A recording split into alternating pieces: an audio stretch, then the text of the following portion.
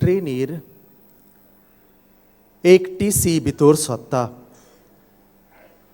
आनी टीसीक पळोवन थंय आसलेले प्रवास कोत्ताले तांतलो मदलो एकलो आपणाची पयलीं बॉल्सां सांसपोता, उपरांत आपणाचें पर्स काडटा तें पळयता आनीक थोड्या वेळान ताचे कडेन आसलेलीं बॅगां उगडटा आनी एक एक बॅग उगडून तो बॅगान पळयता.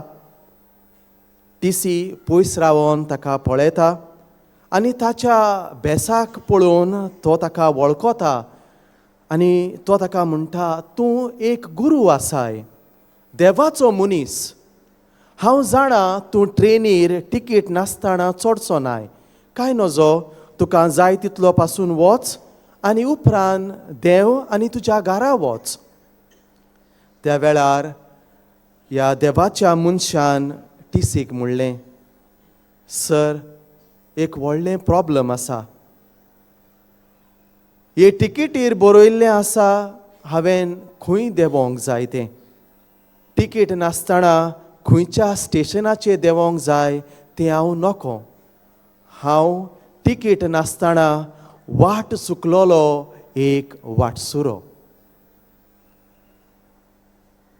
क्रिस्तांताय म्हज्या मोगाच्यानू, आमचें धार्मीक आमी जिवीत जियेता आसतना आमी एक विचार करूंक गरजेचो आनी तो विचार जावन आसा, हांव कोण? Who am I? Why do I do what I do? हांव म्हज्या जिवितान कितलीं तरी कामां कोत्ता, कितलें तरी उलयता, कितलें तरी मानून घेता, चिंता. हें हांव कित्याक कोत्ता? ह्या सगल्या फाटल्यान कसलो हेतू लिपलोलो आसा, कसलो गूट लिपलोलो आसा हाचेर नियाळ करूंक भोव गरजेचें. जेजूचेर जेन्ना आमी नदर मारता, जेजू कोण जावन आसलो हें जेजून खूद आपल्याच उतरांनी आमकां सांगलां. शेकडो वर्सां आदीं इसायास प्रवाद्यान म्हटलेलीं उतरां लुकाच्या शुभवर्तमानान 4व्या स्वरान 18वे वळीर जेजू आपणाची करून घेता आनी म्हणटा, देवान म्हाका अभिशेक केला, गोरिबांक बरी खबर दिवंक, कोयद्यांक सुटका, कुड्ड्यांक नदर दिवंक, जुलुमांक सांपडलेल्यांक सोडवण.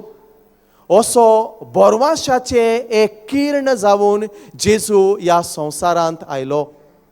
जुआंवाच्या शुभवर्तमानान 3ऱ्या आवेस्वरान 16वे वळीर आमी आयकोता, देवान संवसाराचो इतलो मोग केलो की आपल्या एकल्याच पुताक संवसारान धाडून दिलो. संवसाराचेर खास्तीचें फर्मोण दिवंक न्हय, पूण आपल्या पुता वरवीं संवसाराचें तारण करूंक देवान मनशाक, देवान आपल्या पुताक संवसारान धाडलो. आयचें पयलें वाचप आमी घेतलां आनी हें जेरेमियास प्रवाद्याच्या पुस्तकांतलें हें वाचप जावन आसा. आनी ह्या वाचपान आमकां गमून येता कसो जेरेमियास प्रवादी आपणाची वळख आमकां दिता. जेरेमियास प्रवादी म्हणटा, हांव जल्माक येवचे आदीं आवयच्या कुसव्यांतूच आसतना देवान म्हाका विंचलो, देवान म्हाका आकारला आनी देवान म्हाका पाठयला. आयच्या ह्या वाचपान आमी आयकोता जेरेमियास प्रवादी देवाक म्हणटा, हांव एक भुरगो. आनी त्या वेळार जेरेमियास प्रवाद्याक अशें आयकोंक येता, देवाचो हात ताच्या तोंडाक लागता आनी देवाचें उतर ताचे भितर येता. आनी अशें जेरेमियास प्रवादी आपणाच्या सगल्या जिवितान देवाचें उतर परगट्टा. 20व्या आवेस्वरान 9वे वळीर जेरेमियाच्या पुस्तकान आमकां वाचूंक मेळटा, म्हज्या हड्ड्यांत उजो पेटला आनी म्हज्या हाडांनी पर्यान तो रिगला. ताका शांत करूंक हांव थकलो, पूण म्हज्यान तें घडोंक ना. जायते जाण स्नानदातार जुआंवाक येवन विचारतात, तूं क्रिस्त? आनी स्नानदातार जुवावान तांकां जाप दिवन अशें सांगलें, हांव क्रिस्त न्हय, हांव तुमकां उदकान स्नान दितां खरो, पूण म्हजे फाटल्यान आनीक येता तो तुमकां उज्यान स्नान दितलो. ताच्या वाणाच्यो वाद्यो सोडूंक म्हाका फावो न्हय.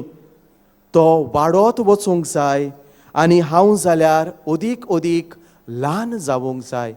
पळयात, स्नानदातार जुवांव आपणाची वळख कसल्या उतरांनी आमकां करून दिता. आयचें दुसरें वाचप आमी भागिवंत पावलूच्या चिटींतलें घेतलां. भागिवंत पावलून आपणाच्या जिवितान देवाचें मिसांव मुखार व्हेलें. तो आपणाचे चिटीन म्हणटा, दोन परगटचें काम म्हटल्यार एक कायदो न्हय, पूण हे एक म्हजें मिसांव म्हणून हांव मानून घेता. आनी जेन्ना आमी भागिवंत पावलूच्यो चिटी वाचताव, ताची एक वळ आमकां सगल्यांक मोगाची अशें आमच्यान म्हणूंक जाता. आनी ती जावन आसा गालेसकारांक बरयल्लें ताचें उतर. दुसरी आवेसवोर आनी 20वी वळ. थंय भागिवंत पावलो म्हणटा, हांव आतां जियेता तो हांव न्हय, पूण क्रिस्त म्हजे भितर जियेता. असो भागिवंत पावलो न्हय फकत आपणाचें जिवीत, पूण जेजू क्रिस्ताचें जिवीत जियेता. जेन्ना आमी सायबीण मायचे नदर मारताव, सायबीण मायन देवाची खोशी केली आनी सायबीण मायची वळख आमकां तिच्या उतरांनी मेळटा. लुकाच्या शुभवर्तमानान पयल्या आवेस्वरान 38वे वळीर ती म्हणटा, ही आसा हांव सर्वेस्पराची चाकोन, जावं म्हजें सोवें तुज्या उतरां प्रमाणें. म्हज्या मोगाच्यानू, आयज आमी भागिवंत फ्रांसीस शावेराची परब समोरमताव. आनी भागिवंत फ्रांसीस शावेराचें जिवीत आमकां एक देख जावन आसा. भागिवंत फ्रांसीस शावेर आपणाची वळख घेता. जेन्ना तो ल्हान आसलो तेन्ना ताच्या मनान व्हडलीं व्हडलीं चिंतनां आसलीं हो संवसार जिखोंक. पूण भागिवंत इनास ताका शिटकायता आनी देवाचें उतर ताच्या मनान घालता. असो भागिवंत फ्रांसीस शावेर देवाच्या मोगान, देवाच्या उतरान जियेल्लो मनीस जावंक पावता. इजायास प्रवादी 52 आवेस्वरान 7वे वळीर म्हणटा, कितलीं म्हूण सोबीत पावलां तीं देवाच्या दोंगरा वेल्यान चलोन येतात ताची. शुभ संदेश ती घेवन येतात, शांतीची खबर सोडवण ती परगट कोत्तात. हीच शांतीची खबर सोडवण बरवासो आमकां भागिवंत फ्रांसीस शावेराच्या जिवितांतल्यान आमकां मेळटा. तो 30 आनी 5 वर्सांचे पिरायेर आपणाची आमच्या गांवांत येवंक ही पॉयंट सुरू कोत्ता. त्या वेळार ताका 13 म्हयने लागले.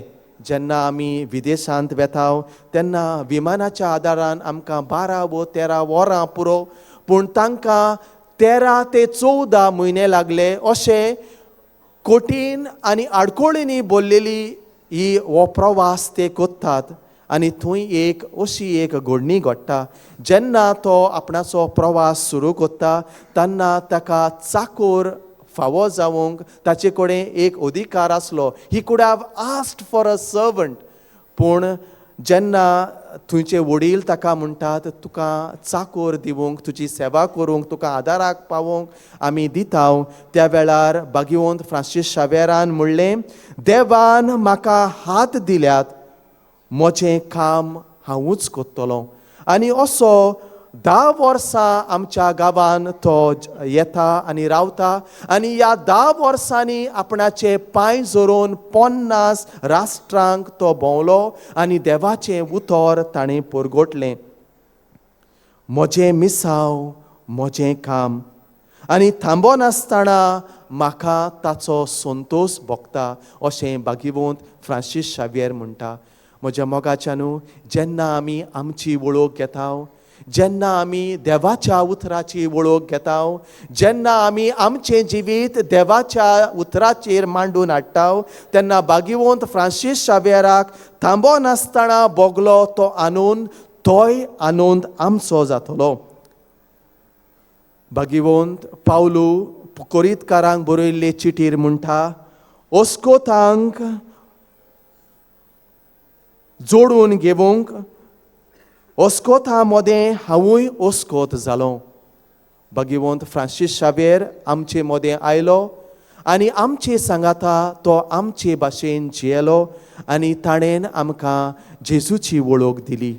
जेन्ना आमी देवाचीं जाता तेन्ना आमचे वरवीं आमच्या घरचीं, आमच्या वाड्यांतलीं जावं आमचे गांवची देवाची वळख घेवंक पावतात आनी तीं देवाची लागीं पावोंक शकतात.